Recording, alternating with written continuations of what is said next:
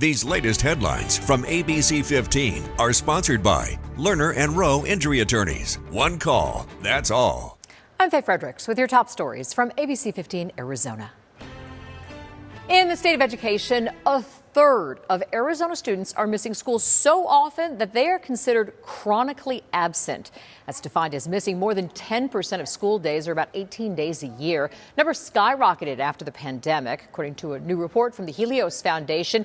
In the 2019-2020 school year, 8% of Arizona students were chronically absent. By the 2022-23 school year, that jumped to a whopping 29%.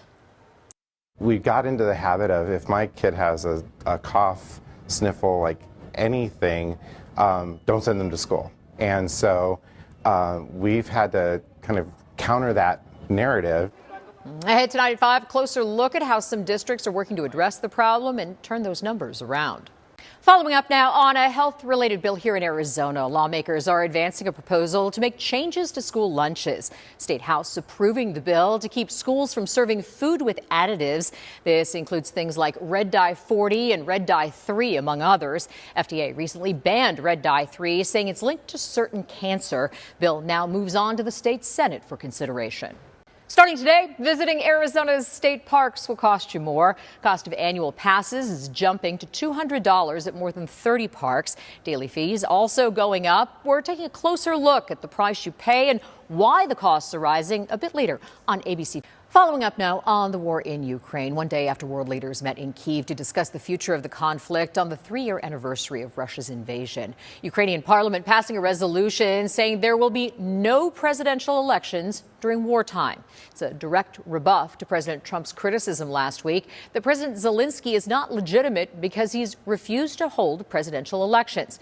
Resolution did take 2 attempts to pass. Zelensky was elected overwhelmingly in 2019. His term was set to end last May. To the Middle East now. Many Palestinian families still struggling to find food, even as a flood of new aid arrives following the ceasefire between Israel and Hamas. One woman telling the Associated Press she typically waits 3 to 4 hours a day for a single loaf of bread, well short of what she needs to keep she and her family fed. Since the ceasefire, the UN's World Food Program says it's distributed more food across Gaza and reopened bakeries.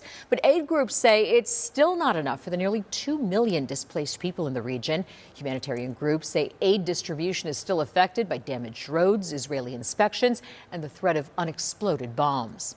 Pope Francis remains in critical condition this afternoon, but the Vatican says he's not bedridden and can stand up. Comes as the 88-year-old fights double pneumonia in the hospital. There are some other positive signs. Officials say the pontiff met with his first visitors Monday, and he's also said to be making phone calls. Prayer service for Pope Francis will take place at St. Peter's Basilica in Vatican City tonight. Health Insider sharing new information about the COVID-19 vaccine and heart problems. New study published in JAMA Network Open finds no link between the two. Researchers looked at sudden cardiac arrests and deaths among young athletes between 10 and 34 years old. Data showed no surge in cardiac episodes between the pre-pandemic period and today. The research found cardiac episodes actually fell between 2020 and 2022 compared to the pre-pandemic period.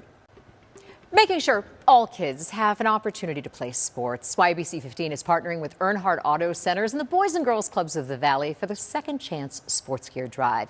Friday is the last day to donate. We're asking for your help to raise donations of new or gently used sports gear that'll go directly to young athletes in our community. Scan that QR code on your screen to donate or head to any of the Earnhardt Auto Centers across the valley.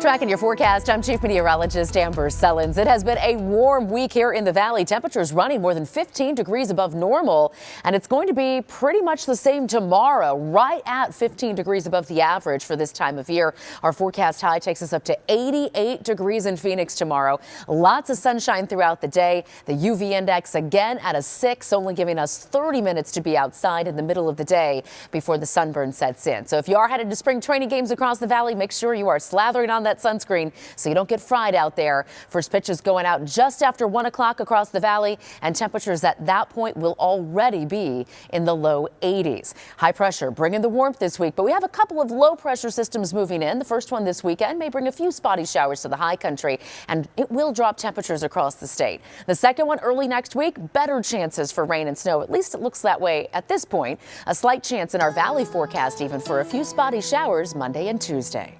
These latest headlines from ABC15 are sponsored by Lerner and Rowe Injury Attorneys. One call, that's all.